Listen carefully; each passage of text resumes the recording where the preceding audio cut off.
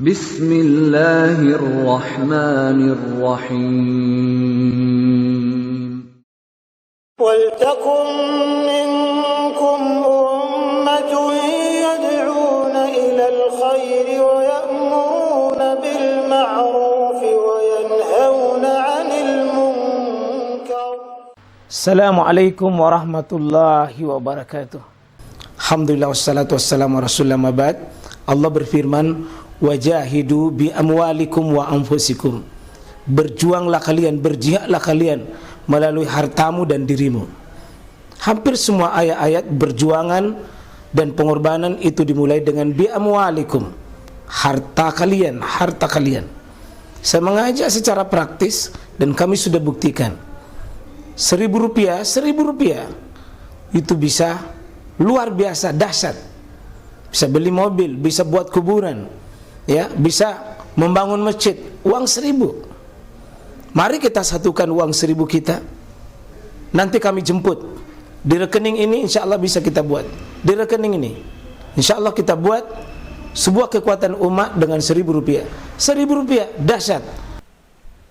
Penulis memasukkan di sini salah satu kaidah ini.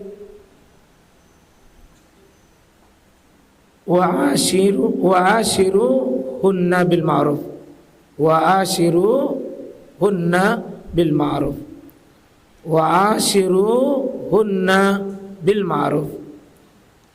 Jadi wa'ashiruhunna bil ma'ruf. Ini terjemahannya, dan bergaullah. Ya. Dan maksudnya ini pergaulilah. Bergaullah oleh wahai laki-laki kepada mereka. Siapa merekanya? Istri. Atau tong bilang kepada istri mereka. Ya. Ini sebenarnya terjemahannya ini kurang lengkap. Dan bergaullah dengan, ya, wa ashiru hunna adalah istri kalian, istri mereka. Laki-laki diperintah untuk pergauli istri-istrinya. Ini satu kaidah, ini pasti ini penulis, Pak, bukan sembarang ini memasukkan. Sebuah kehidupan sangat penting. Ya. Sangat penting. Tidak mungkin penulis ini memilih dari 30 juz lalu dipilih ini satu kaidah hidup. Wah, suksesnya hidup adalah kehidupan rumah tangga, terutama suami dan istri. Mari kita semua berdoa ini menjadi bagian orang yang lulus ke Senin Kamis, lulus ke tahajud, lulus ke bersedekah, lulus tongkit dengan perkara ini. Wa ashiruhunna bil ma'ruf. Wa ashiruhunna bil ma'ruf, dan bergaullah oleh kalian kepada mereka. Kira-kira begitu. Bergaullah oleh kalian kepada mereka, yakni istri-istri kita. Itu secara apa? Bil ma'ruf. Ini kalau diambil kata dasar asyirnya, ini bisa bermakna lengkapilah, sempurnakanlah apa yang menjadi hak-hak istri itu. Saya bicara ini, Pak, bukan berarti bahwa saya memvonis diri saya sudah memberikan. Ayat ini bagian untuk kita baca bersama. Ayat ini untuk bisa kita renungkan bersama, terutama laki-laki. Dan tentu timbal baliknya kepada perempuan. Wah, salah satu tugas berat kita bukan cuma bergaul dengan hubungan orang tua kita dengan anak, tapi ada perintah khusus. Wahai suami, ada kewajiban besar. Nah, ini mudah-mudahan nanti ada juga sebaliknya. Fassolihatu qanitatun hafizatun lil ghaibi bima hafizallah. Dan saya kira satu paket ini di surah yang sama. Ar-rijalu qawwamuna 'alan nisa. Laki-laki itu adalah pengayongnya, pelindungnya, penjaganya, pendidiknya, pembelanya. Wanita di situ masih lengkap, laki-laki diberi tugas dulu.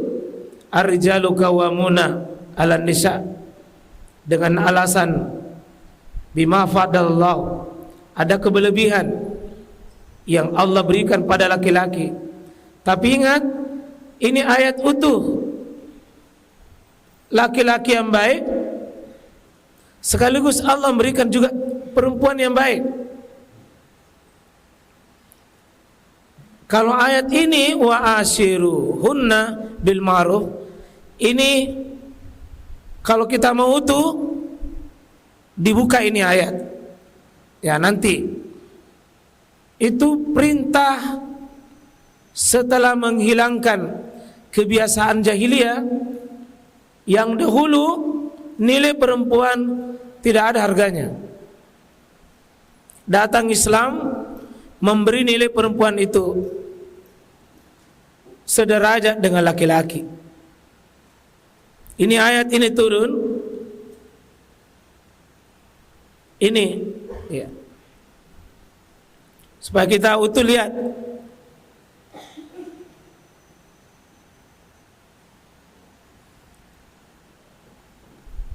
A'udzubillahi minasyaitonirrajim. Ya ayyuhalladzina amanu, wahai orang yang mengaku dirinya beriman. Ini bagusnya Pak, kalau ada ayat begini, setiap panggilan ya ayyuhalladzina amanu pasti ada konsekuensi keimanan itu sendiri. Setiap panggilan ya ayyuhalladzina amanu ada pasti konsekuensi atas keimanan itu sendiri. Berarti pasti ada panggilan di belakangnya itu. Ada tiga. Kalau bukan perintah atas tuntutan keimanan, mungkin larangan atas sebuah tuntutan keimanan, atau petunjuk atas sebuah tuntutan keimanan. Jadi orang beriman itu tidak bisa lepas perintah siap, larangan siap, petunjuk siap. Orang beriman itu harus siap awamir perintah, an-nawahi larangan, irsyada petunjuk, yang ujungnya pasti lisalahil ibad, kebaikan hamba itu. Kalau sudah ada ya ayyuhalladzina amanu, ada cuma tiga itu: awamir perintah, nawahi larangan, dan irsyadah petunjuk. Itulah bagusnya posisi beriman. Pasti ada konsekuensi keimanan. Apa perintah, apa larangan, apa petunjuk. Dalam ayat ini orang beriman itu dipanggil dengan ya ayyuhalladzina amanu, la, larangan.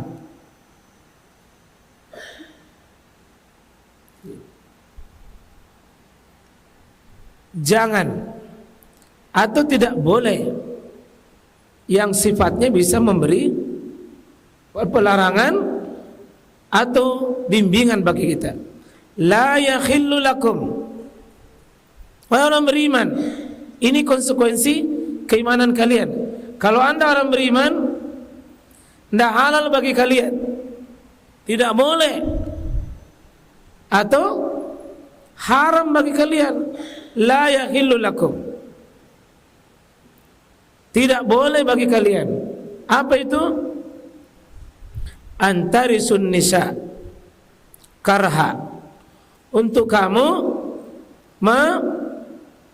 pusakai wanita, mewariskan wanita dengan cara yang dia tidak suka, dengan cara terpaksa itu perempuan. Ini metode Allah membimbing manusia menghapus dulu kebiasaan sebelum datangnya Islam. Dulu wanita itu dijadikan warisan, Pak.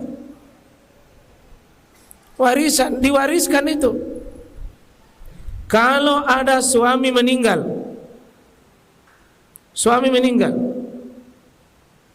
maka begitu meninggal, maka keluarga si bapak tersebut, apa anak laki-lakinya itu mengambil itu istrinya bapaknya,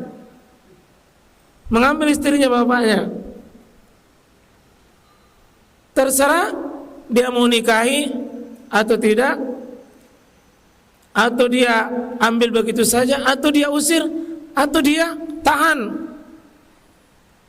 Tidak boleh menikah dengan laki-laki lain, atau dia sendiri ambil. Itu jeleknya ini kebiasaan ini. Jadi wanita itu seperti seperti barang yang diwaris-wariskan saja. Biasa keluarga kalau sudah meninggal suaminya, anak laki-lakinya lemparkan baju, bilang, saya mau sama kamu. Istilahnya itu apa ya? Ditako kalau orang Bugis. Apa namanya itu? Kalau ada nangka, ada mangga di situ merah, kita pergi bungkus. Tidak boleh ada yang ambil. Kalau ada suami meninggal, sembarang orang yang lemparkan baju sama dia. Cok. Tidak bisa ada ambil ki. Itu jahiliyah, Pak. Ya ini perempuan, ya tidak ada nilainya, diambil begitu saja. Ini Islam datang merubah tradisi ini, dan inilah salah satu hikmah dari Islam datang mengangkat derajat wanita.